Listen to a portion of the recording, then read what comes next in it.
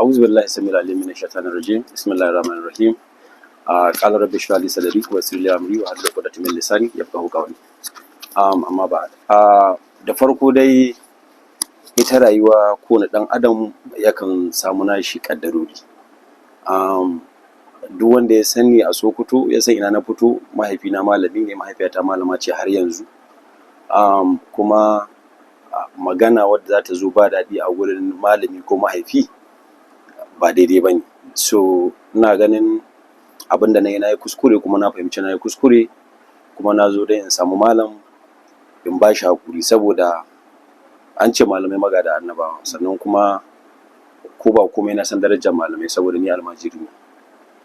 Na yi makarantar allo a Jega, makarantar Malam Ahmadu Kambari shekara kusan 3, wanda mahaifina ma baka shiga primary school sai ka gama makaranta, sai ka sauke alƙur'ani. So duk yanda na tsinci rayuwata ta harkan kasuwanci ko wani abu na fahimci ba daidai ba ne, idan ma har malamin ko bai fahimce ni ba ko kuma ya so ya min faɗa ni na ji abun ya min zafi, kamar yadda ka faɗa tun farko,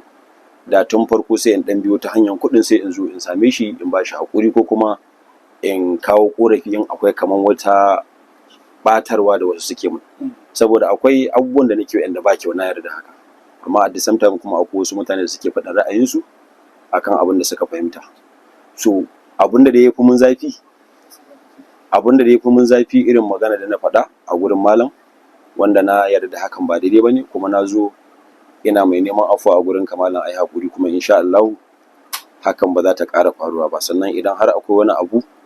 wanda nake neman guidance ko kuma in ce a tsari ta hanya wadda za ta fi min sauƙi in kare mutuncin addini da kuma al'ada, insha Allah zan yi. Ina mai ba da haƙuri sosai, na gane kuskure na gaya wa malami magana, kuma ina mai neman afuwarka